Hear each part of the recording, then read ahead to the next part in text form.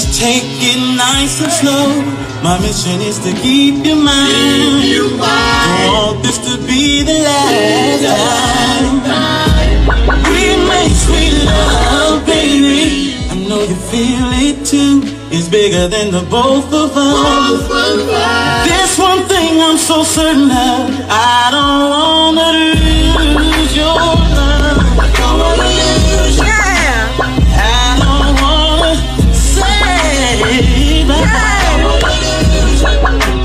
It's always 1, 2, 3. Don't laugh. This is really what I've been doing. Gratitude, Divine Divinettes. This is Bree India and my lovely guest, DJ Ambitious.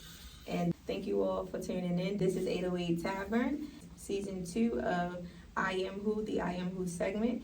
And I'm not on the Self Journeys 90-day retreat, but Self Journeys is a part of the flow as we grow, and 808 Tavern goes everywhere that we go. So, when it comes to the I Am Who segment, we are going to dive straight into who you are as a creator. This creator right here is another creator that we have coming straight out of Baltimore City, Maryland. And as we've been speaking so far about representing ways to bring unity to the DMV, and we want to get into your I Am Who are you, but starting off with just a description of who you are without tapping into what you do yet, because that's the part that we'll get into later. Yeah, but if you can use like a quote, a statement, or your own motto, or even if it's a hit word that's you in the room. One thing I always say, or one thing you may hear me say, or may see me post, if you know, you know. But besides that, is failure is not an option. It's what? Failure is not an option. Okay. Failure is not an option. Just what it is. Failure is not an option. Like, you may fall, get up, and you can keep doing it. I mean, you may face challenges. Mm-hmm. The bigger the challenge, the better the outcome for me. Like, any obstacle you put me in front of, I'm tackling. Okay. So what would be your target word for that? Like ambitious. Like, that's just what I am. To the point. Yeah, it's to the point. Ambitious. Yeah. He already know his word. Yeah. That's who he is ambitious. In the room. I'm just that's what I am. Okay. So let's elaborate some more on your descriptive, being of your I Am Who. So when it comes to like your influences, like growing up, because I've been asking other people, like, how do you think things can be contributed to like the idea of unity between communities in the DMV? And before I ask your influences, I do want to know first how you think of that, like from your creative mindset. What ways can we work to kind of make this community be more like a way where we can be more glued and grow together than separating our creativity and not allowing ourselves to expand? I say, as Black people, we gotta stick together. Period. Like, I agree with that. It ain't no other. I mean, if you want to get technical, we all same race, but us colored folks need to stick together. No matter what. People. Like, I seen a quote the other day that said, not even a quote, it was a video the other day that said, you quick to shoot a nigga because he messed with your girl, or he, or he messed over some money for you, but the minute a white person shoot a black guy, Black Lives Matter. Right. But what about the black lives that you took before that the cop didn't take? Facts, though. So at the end of the day, we got to stick together. I mean, if you're a man about your word, and handle your situation like a man, stand on it. Everything don't resort to violence. A lot of kids ain't got no fathers or mothers because of violence. That's so true. So you feel like that could be a thing that could assist. Men got to become make leaders. Better resolution than the violence. Yeah. Okay. Men all right, it's something to consider. Leaders. Yeah, I love that. If they become better leaders, I think they will become more able to do more things in a unified way. I agree. Possibly. Okay, I appreciate you giving your feedback on that. And what is your pro and your con of what poured into you from the city? Like the beautiful thing and the thing that was ugly truth. I love my city. Yeah. I ain't gonna lie, I love my city. I come from one of the best neighborhoods ever. 1-5, Parkgate. So, sounds like the Parkgate. It's one of the best neighborhoods. But I say, honestly, my pros for the city is just basically like, we used to be a city that reads. If you walk up to the average black guy or average young guy or average woman and you ask them about something, 9 times out of 10, they're very knowledgeable. They don't have a problem with reading. Well, they used to. You like speak what for we anybody more than 2023. 25, and I can't speak for y'all. But in my era, yes, we love to read. To this day, I still read. I challenge myself to read a book, or even like whether it's a book like 48 Laws or Charlemagne and God books. I challenge myself to try to do something out of that book to help better myself. But yeah, just the fact that we're a city that reads. Everything I learned from maturity to tough love. I always talk about that. Any street shit. I'm not a street guy. You may know I'm not a street guy, but I affiliate with people that are. So it's like, I mean, anything I've learned has been a pro. It has kept me out of certain situations because of my surroundings, my circles. I like that. So you don't view any of the challenges from Baltimore as a con. You look at it all. I mean, there's some, but that's more so personal. Like I want to say like the city ain't had no involvement in that. It's just the vibe. Okay, so you got personal cons, yeah. but you don't have anything that you feel like the city did to you. They don't owe you nothing. Yeah, they don't owe me nothing. I feel you, and I like that response. You know, some people do have the things that they feel like it happened to them. You know, instead of saying that it happened for them being born in a city that's as well put together and complex. People don't Baltimore understand Baltimore is a city where they steal our creativity, they steal our thought process, our ideas, and they take them somewhere else and use them. And it's we just constantly don't know how to being use tapped it. Exactly. We just don't know how to use it ourselves. Yeah, but that's changing. I feel as though people are choosing now. think more on their feet. Yeah, fortunately. So, shouts out to those who are in the different areas of life right now, trying to constantly evolve and be better to make things better for the children behind us. Because I agree. That's what really is most important. These children are going the wrong way right now. Yeah, we can get people off the street. Let's redirect. So when it comes to your influences, then right. Whatever you want to share, whether it be like maybe one celebrity influence or a prominent influence, and somebody in your personal life that's an influence major on you to this day. I would have to say it's multiple things. It's mostly from the fact of me reading. And then not only reading, I watch a lot of documentaries and stuff like that. And you saying that's your major influence? That's my major influence is documentaries, like learning lessons. One of my favorite movies is The Da Vinci Code. Okay. And not because of the type of movie it is, but it has a message. It's a deeper meaning behind that movie than what people may see to the eye. Mm-hmm. So I tap into stuff like that. Like I don't think about what's there. I think about what's the message in between what you're saying. Mm-hmm. In between the illusion, because movies are really illusions, but they are illusions of the truth compiled. Exactly. So it's like you gotta kind of, be an investigator. It's an exaggeration of what could have or may have happened. Right, or could be happening. People don't understand this. I love that. This is juicy. No, so I mean, I would say music. I would say as far as music wise. Well, first, I write poetry, so Langston Hughes is one of my favorite poets. So that's an inspiration of mine, because that helped push me towards wanting to be a poet or to write poetry or to express myself. I would have to say, take that down for your history. It's a hard question. I had a lot of mentors growing up, so I dealt with a lot of in-house problems as far as family-wise. So most of my influences came from my cousins and my immediate cousins, or older friends, or older guys that mentored me, because they were pushing me. They seen that I was going in the wrong direction and started pushing me back towards the right direction, making sure I go to school. I wanted to hook school, but I thought that was They're like, no, you're not doing what we do. Yeah, you're not doing what we do. You do we this. want you to go this way. That's hard to deal with, but that's a good influence, because they showed you something that was wrong, but they were telling you it was wrong, so that you could be able to make a better decision. Correct. So you got hands-on, directional idea of making your own decisions. My friends to this day, I have friends to this day that's 13 plus years of friendship. That's good. I met them through somebody else, but to this day, we still stick together. That's cool. You know what I'm saying? They got my back, I got their back. But they also taught me a lot of lessons within the streets. And I was able to teach them a lot of lessons within the books. Okay, so y'all poured into each other over the years. It wasn't a waste of energy and time. Exactly. That's good. You want to have good energy exchange and keep those people close that you see yourself evolving with and not just, growing apart from. Because it's natural to grow apart from people. It is. But yeah, it's sometimes meant because. And I don't chase, I get chosen.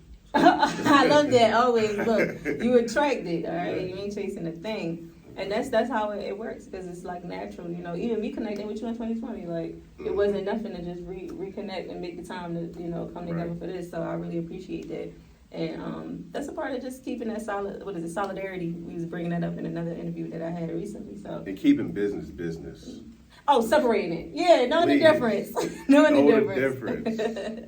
That's a good point. When it comes to your motivation, right, your personal motivations, based on who you are as a creator, just you, not just what you do, but like, don't tell us about what you do as far as, because a lot of us are, if we're creators and we're recognizing who we are, we're automatically living our passion through our purpose, right? Mm-hmm. So when it comes to your personal, I like to tap into a little bit about your self-journey thing, like your main thing. Like some people's is self-accountability, whatever your self-care thing is. Do you have like a regimen, like a daily thing? And don't include nobody, because even your family, I want to know how you balance work and life with family. But this is about you. Balance work and life. What you do? That's a good one. I would say my self-care regimen is the fact of the matter that I'm a provider. As a man, I'm a provider. My kids motivate me every day. The fact of the matter of knowing that I got an opportunity to not let them go through what I went through as a child. Being there for them 24/7 whenever they need me, and being able to have them talk to me and communicate with me the way they could, where I couldn't when I was a child. Oh, so you have transparency between the relationship with your children. Yeah, so I have more transparency, whereas when I was a child, I couldn't have transparency because certain things so you let them say what they need to. Exactly, express themselves and then explain to them why or why not they, you know what I'm saying? Why they're right or wrong. Yeah, they're right or wrong. Okay, that's good. That's a good teaching format. You must have been teachable growing up. I was. I was a sponge when I was growing up. Okay. I listened to everything. I was nosy. I was very nosy. Okay. And you questioned things. I questioned things. I done got in heated arguments about everything that you can think of. Because I'm the type of kid, or was the type of kid, you tell me something, I'm going to go look it up, and if it don't find where you said, I'm going to ask you. So look, this book don't say that. You like the math ain't math. Yeah, I need you to. You know what I'm saying? I was that kid. So, and then as I got older, I mean, even as a kid, it was hard for me to even say, I don't agree with this. It was more so like, you take this ass whipping or I'm right. So it's like, you know what I'm saying? So it's like, I don't want my kids to grow up that way. Okay. I want them to grow up and know that they have a voice, they have a choice, and that no matter what, I'm gonna stand behind the 100%. That's good. Yeah, so that they're my motivation to basically make sure that they don't grow up to be anything other than what they want to be. Okay.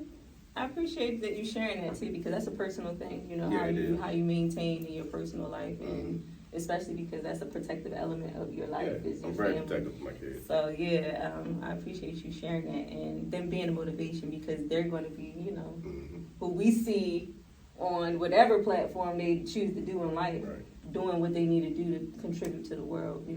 Behind the scenes or in front of the scenes, don't matter.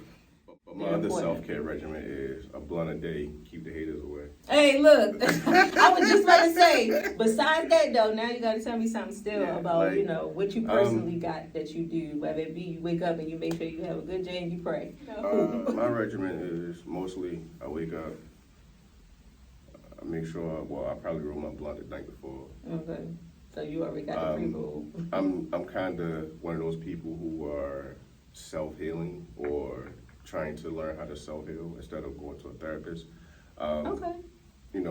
Everybody, I cheated death twice. In my eyes, I cheated death twice. Wow. So, and once was... I was about to say, can you add that to the challenge story? Sure, I can. Okay. But yeah, I'll talk about it then. Okay. But I cheated death twice. On top of cheating death twice, it's just like, we all go through mental health. As far as a man, you always going to have... most men have mental health problems. Whether it's depression, stress, whatever. PTSD, whatever. Most men go through traumas in life that they don't want to speak about, or they choose not to speak about. So for me, a blunt a day literally eases my mind and keeps me a sane person. And then I'm a humanitarian. I like to help people. I like, if you in need, if I got it, you got it. That's the type of person I am. But I ain't for everybody, because some niggas is greedy. But that's you, and that's what I'm saying. That's your thing, and it's good to have that thing that you know as a man. Okay, this is for me, especially since seems like you're very aware of the mental health element of yourself as a man. I am. You know, as a king, you got to be out here really aware of yourself. But the waiting list was too long. But the waiting list was 30? Listen, you'd be surprised. I'm not surprised. I've signed up myself, so I understand. The waiting list for therapy sessions, for in-person therapy sessions, is very long. Which is good and bad, because, you know, it's almost like all these years and decades, black people been like, no therapy. Now it's like, everybody go to therapy. And everybody like, all right, I'm in here, what? Line up so like we on Black Friday. So when you can't get where you're trying to get, or you got to find another obstacle. So I tend to self-heal. I write poetry. My poetry isn't to be for everybody else. It's for me personally. It's for me or whoever I'm writing about. So that person may be the only person that reads it, or I may be the only person that reads it. It's more of exactly what it is, my self-reflection. I criticize myself every day. What I could do better, what I could have spent this hour doing, what I could have spent that 30 minutes doing. You challenge yourself. Yeah. So.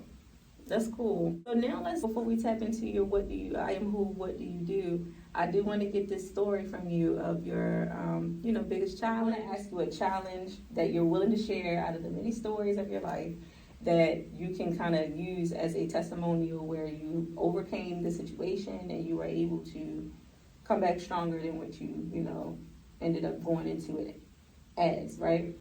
And, how you overcame that, and today where you are from, how that shifted your mindset. The reason why I say I cheated death twice is because, one, I was a preemie. Mother was on drugs.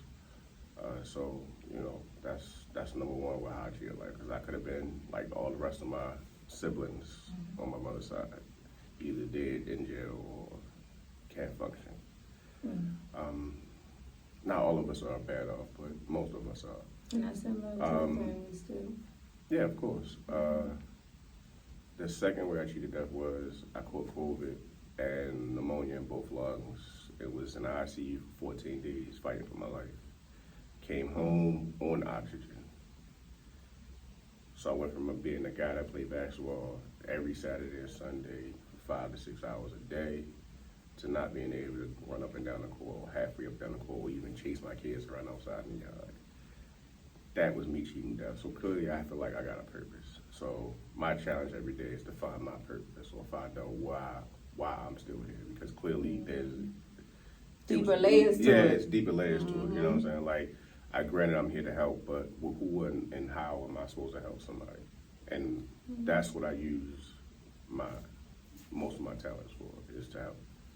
If I got knowledge about something, or if I get knowledge about something, I pass that knowledge to somebody else free of charge.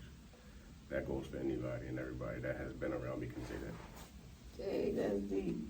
I appreciate you sharing that, because COVID has really been a big storm for a lot of people's lives, and shifting and changing things about not only themselves, but just life in general, how they seen it before. It got changed for a lot of people, very crazy. Right. And so you're very fortunate, and you are blessed, and I'm glad that you see, God gave you that eye-opener of, look, yes, I got a big purpose for you. I'm keeping you here, but I'm shaking you up a little bit. Yeah. You know? And because looking at you today, you wouldn't never know that. Exactly. You recovered. So at the end of the day, it's powerful that you can speak about that today. Yeah. And I'm honored to have you on my show after, such a crazy situation, and then just to come out and that happened like 2 years ago. On top of your obstacles. Yeah. Wow. So that was the depths of the part one with this creator. We didn't even get to the I am who, what do you do yet. I am him. It's like that. So look, yes, when it comes to you as a creator and what you do, I want to get into the I am who are you, what do you do. So now is where we get to the meat of it, and we can still talk about elements of your I am who, but we're going to add more of what you actually do, what you've done, up until now, and where we can see you growing from here. you can That's a compress documentary it. right there. Yeah, I believe it. Definitely. But if you can chop it up, give us an idea of how things have been for you until now, and then where we can expect you going. So, well, first tell us the creator you are. Because it could be the creator I am. Yeah, your primary position. Got you. And then tell us about the elements around it. Okay, my primary position is a DJ. Okay. I really don't even consider myself a DJ. I consider myself an artist. DJing is just what I do as an artist. But I am an artist, I am a performer, I'm a DJ. You got to be in front of crowds, so you there gonna show you that's an art. I'm an artist, that yeah. Is, I'm sensitive about my craft, and that's what everybody do say, or one of them said. Yeah, so I'm a DJ, I'm an artist. I engineer, I produce, I write songs. I do photography, videography. Okay. And that's more like a secondary thing? It's more so a little bit of everything. You know what I mean? I mentor, but mostly I'm an artist, I'm a DJ. Okay. I mean, and that can compile everything else too. So Yeah. I want to know more too about any foundations you have and how you mentor and what you do. So I'm actually in the process of trying to start one, but we'll talk about that. 'Cause, Okay. You know, we can probably do a partnership or something. Definitely, always trying to get into that, especially because I'm going to be doing a Youngpreneurs series Dope. where I'm going to sit with young men and women, young Dope. kings and queens, Dope. trying to be building their future in a bright way, and then people like you contributing to it. I would love to work with you for that. So thanks for sharing exactly who you are, your position as a creator, and what you do as being a DJ. So now let's tap into what you've done. As a DJ, let me see. I was nominated DJ of the Year twice within my first 2 years of DJing. Congratulations. I used to do interviews on Radio 1. AM station. This was within my first year. I used to get artists radio interviews and also help them with getting their songs on that AM station. That was within my first 2 years. I'm saying this like this because I gotta make sure you know that's within my first 2 years. Specifically. I initially started out doing photography and videography for a group called SWO. At that time, SWO? Yeah. Okay. Sparta World Order. Shout out Ruckus. So I initially started doing photography and videography for them for their radio station. For their little shows, little interviews and shows. I used to do all the video and photography for it. I already had passion for music. My father used to DJ, so I've been around music all my life. I'm related to some big artists in the industry, so I just don't talk about it because they family. So, but anyway, I can call his phone right now too. Anyway, I started out doing photography, videography. I already love music, so I started DJing. I bought my first mix, I did a kids party, and then from there, it was up. I went from doing kids parties to doing DJing at the YMCA. All this was in my first 3 years of DJing. DJing at the YMCA, the Turkey Trot 5K run. I went from doing that to doing radio stations, before podcast was podcast, but it was online radio, WMSK. Shout out to Hamilton for giving me that opportunity. My first big gig was Loafers. I had a 30-minute set, thanks to DJ Ecstasy, who also taught me how to scratch and blend.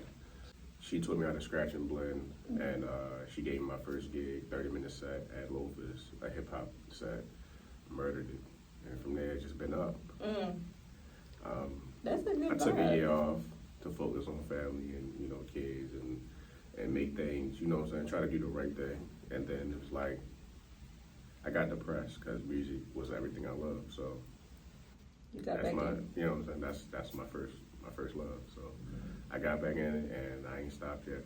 For this one next, but I just wanted to put out that everything was within my first 3 years. So now I'm in a position where I help artists get on sync community. submit songs. I help artists with artist development, help them get all their credentials to make them legal. I already have a website. I had a website since I started DJing. Well, tell them your website though directly. My website is www.theambitious1.com. The Ambitious? Yeah. Okay. THE ambitious1one. Okay. .com. It's under construction right now, so if you do go on there, yes, I am remodeling because it has all my other old stuff on there. Okay. I started so you're rebranding right now? Yeah, I'm rebranding. Okay. I started a trend called the 100 Bar Challenge. Shout out my guy, that's my brother, Tater G. He did it, and Miss Kitty, two Baltimore legends that I've worked with. I have to get them on the show. Yeah. And then from there, what else did I do? DJ the wedding in Punta Cana. That had to been like that. That was a trip to remember. I would believe it. I've been on tour 3 times, all up and down the East Coast. I'm great tapping to the West Coast next though, because I like EDM music. I DJ for all crowds. EDM, my corporate events are my best events. I do clubs, open mics, but mostly my focus today is just artist development, because a lot of artists they're quick to submit music but don't know how to register their music or how to make money from their music. Like, a lot of artists don't know you can make 5 streams of income from one song. You really don't even need to make it big with one song or have a one-hit wonder. You can honestly make 3-4 albums and have multiple streams from each song off the album. But that's something you gotta pay for now. I was about to say, now you tell them the link to how to sign up for this class, right? I don't even charge for it. I don't even charge for it. I give it away for free. Like, if you tap in with me, I'm all about energy. If you really mean it, you really want to make some money, I can tell you how to make some money. I can tell you how, as an artist, how you can put your own showcase together, sell your own tickets, make your own money. That way you ain't got to worry about no promoter. That way you ain't got to worry about no venue. All you think you got to pay for is a DJ. That's what I'm there for. That's cool. I network with a lot of other DJs. Shout out DJ Duke, that's one of my guys. I mean, DJ Ecstasy. Who else? It's a couple of them. Shout out to Coalition DJ. I am a Coalition DJ now. For the DMV Coalition DJ. Shout out Sleep. Yeah, I'm just all around hustling now. But I'm doing it more for the craft and more for the artists, because a lot of artists don't know that you got to go through a DJ to break your record. And that is good that you're bringing that out there. And I play artist records in the club. The elements. And we're not even gatekeepers. We honestly, if you come in with the right energy and you like, yo, I got a song, can you play my song? 9 times out of 10, I'm going to play your song if I like it, because I'm probably going to listen to it before I play it anyway. And if I'm at a showcase and you're an artist, you sign up for the showcase, I'm going to hear your song regardless. If I fuck with it, if I like it, guess what I'm going to do? I'm going to play it. Why? That's good. Not only am I playing, I'm going to make sure to tell you, hey, get this song registered. Let's go to the studio. Let's do this. Let's do that. Because now, if you're investing in yourself, and I see that you're investing in yourself, now I'm going to help you invest further by putting you with producers that I know that got accolades through the roof, that will help you register your song or help you,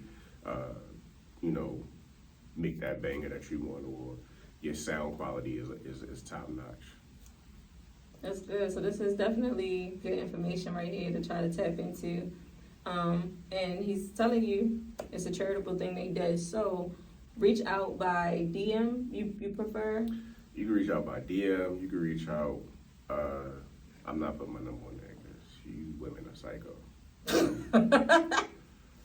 But email Please and go DM. and reach out to everybody that's a creator on here. DM. Come correct. Come correct if it's a Please. professional request, And if it ain't professional, make sure you have some money in your pocket.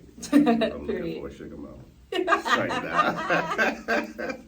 Yo. That's what we talking about. But yeah, just make sure y'all reach out if y'all serious. Don't play games. That's what we're trying to say here. And when it comes to the process and the things that were challenges, like say as though there's an element of your art where for a fact this is common and it occurs.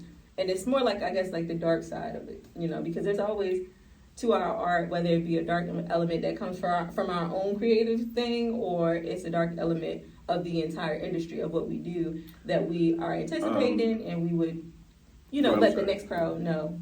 As far as the DJ is, stop letting these fucking promoters and these club owners lowball y'all. Because this shit is ridiculous, especially in Baltimore. Now, if I had to say, now that I think about it, if I had to go back, now that we talk about my craft, the con I have about Baltimore is the fact that the club promoters and the club owners don't want to pay the DJ. Okay. You want a DJ to be there for 6 hours, but can't pay him $100 an hour. After you done made $12,000, $13,000 that night from that DJ packing that club. Stop treating the DJs like they not needed when they're the main reason your club is popping. Thanks. That's the only con I got. Please listen to that, because we don't want to lose the people that we need in the party. That's a part of the meat in the party. So please respect the DJ, respect the brand. One incident that happened that I literally had to unplug to prove that, if I stop playing, these people are leaving. But like your money is and gone. They gave me my money, and then I played it, and the club was fine. But stop playing with these DJs. They're not for play. Okay. And that answers the question right there, because that means that that's a thing that has been an issue within that industry, and that element of your art where you become, unfortunately, used to it, but you're speaking up about it. Know your worth as a DJ. Know your worth. Know what you bring to the table, because if you don't know your worth and you let somebody lowball you, they're going to lowball you forever. Or you're going to constantly let people get over you. If you know your worth, you know what you're willing to do and what you're not willing to do. If you know you're not willing to stand for 8 hours or for 7 hours or for 6 hours at DJing a party and only getting $150, and you just did a whole grand set in the club packed wall to wall, and you know that bar just made $10,000 that night, and you only get $150 from that $10,000 or something, right? The math ain't math. You get it together. Yeah, so okay, I understand where you're coming from. Know your worth. Now, if you're a resident DJ, know your worth. Give them a price. Pay me this every week, depending on how many days you're there. Basically, come knowing your stuff so that they can't. If you come with a price, they can't give you a price. They can't undercut you. Exactly. Cool. Don't be afraid to say no. I done turned down a lot of gigs, all because, one, I knew my worth, and if I'm gonna put up with a certain crowd or a certain energy, you gotta pay me for it. Okay. Tell us about events and programs you got coming up. Every Tuesday, I'm with my big guy, at 817 North Howard Street, Nightlife Studios. Every Tuesday, artist, comedian, poet, whatever you do, drummers, whatever you do, pianist, whatever you do, just come out and sign up and work with us. I mean, we give all artists a platform, no matter who you are. And where did you say it's located? 817 North Howard Street, every Tuesday, 8 to 12. Baltimore City, Maryland. Yeah. And make sure, is it on the website too? It's on my Instagram. Okay. So yeah, you can keep up with the schedule if any cancellations or anything like that. Yeah. Check but in every before Tuesday you it's a movie every Tuesday. I post on my stories. I'm gonna have to pull up. So every Tuesday is a movie. Get out the house. Okay. Right now we even packed. Right now, so and there's a lot of artists in Baltimore. So I know y'all need to tap in. DMV area, tap in. I also do New Music Wednesdays with the Coalition DJ. My page is DJ Ambitious 217. That's all you got to type in is DJ Ambitious. I'm the first person, Mr. 17 and 217 that'll pop up. Coalition DJs DMV is the other page you can tap in for the New Music Wednesdays. Love and Hip Hop 410 is where you can tap in for the every Tuesday event at 817 North Howard Street. And yeah, let's work, because at the end of the day, it ain't about me, it's about y'all. It's about the artists. That's my purpose right there. I realized it, helping y'all get where y'all want to be. That's a beautiful thing. I love being behind the scenes. I love it. I thank you so much for sharing your spiel on your I Am Who are you, and your what do you do. So the last thing we do in the series is I take my host hat off and we do the reverse the host. Oh, I get to be the host? Yeah, and you get to ask me 1 to 3 questions of your own. It doesn't have to be about I Am Who or the segment concept. It could be your own just question that you have about anything or my perspective on something. or just My about question for you is, what motivates you to do this, to interview other people? My motivation for this was first self-driven, Mm-hmm. and seeing that I was sleeping on what I actually enjoy doing, and trying to really get nestled into my comfort of what's truly my purpose. And then what really made it become an executed thing Mm-hmm. was me seeing and meeting creators while I was going through kind of sort of like a healing phase from my personal depression. Okay. And I had some life crisis and stuff happen, and then I just started meeting all these creative people. And the idea and the vision came to me throughout my process of building and rebranding my whole self. And I am an artist myself, aside, but at the same time, connecting with other artists has been like a real pleasure to me.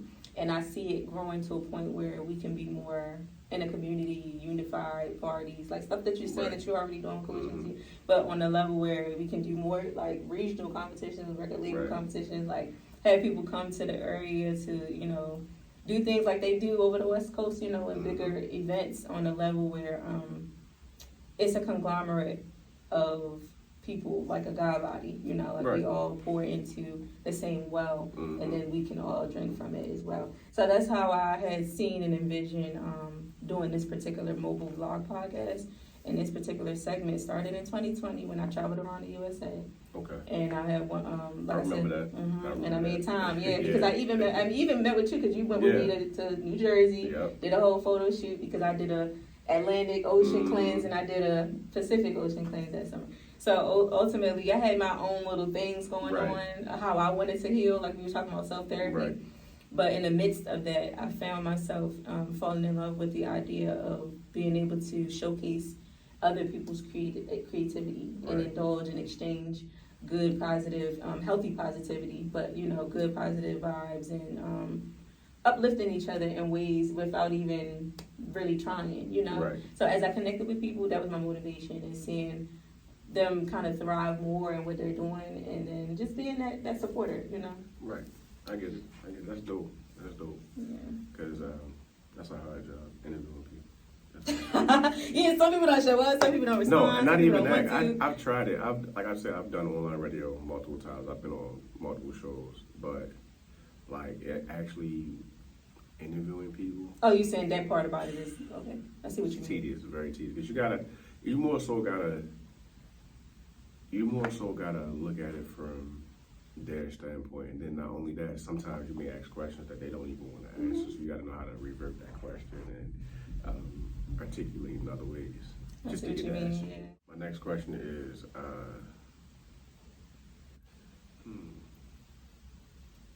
why we haven't gotten a studio yet? Because you playing with me. No, that's my next question. Because we've been trying to get in the studio for a minute, so we got to make that happen. Now you're in a different position where you can. I got a dope producer. I definitely want to work with.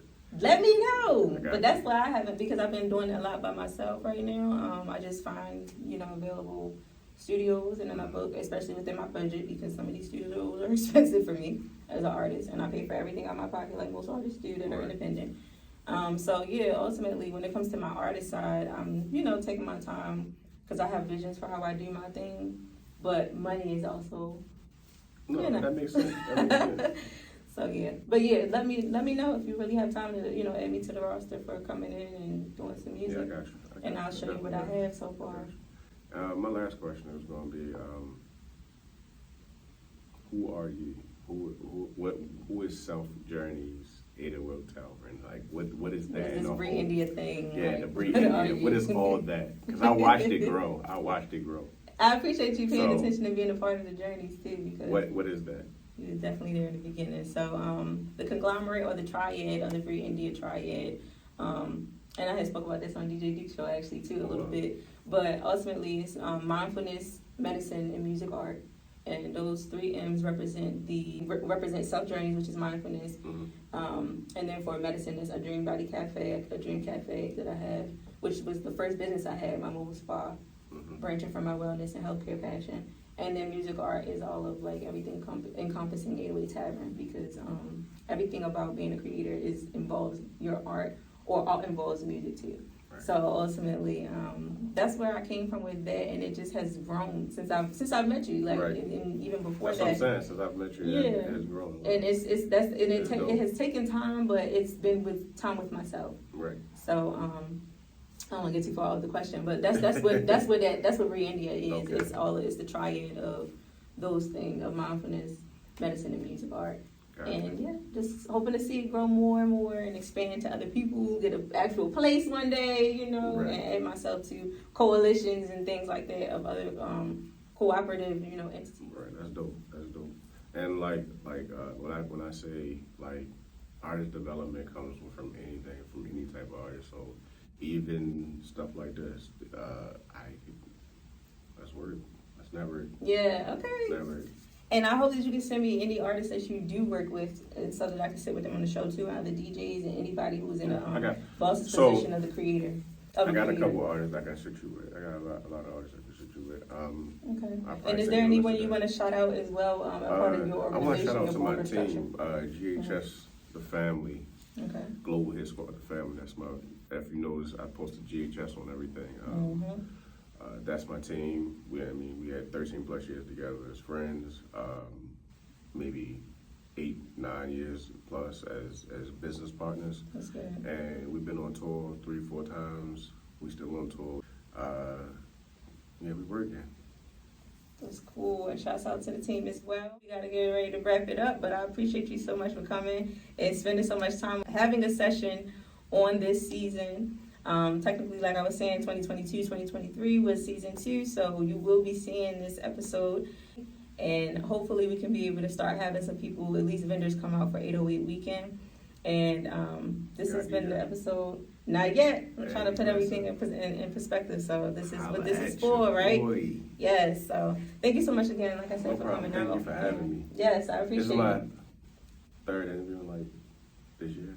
Cool. Shouts out to the other interviewers. This is my first interview this year. This is my 3rd interview in the past 2 years. That's lit. I don't like being in front of the camera. I'm sorry.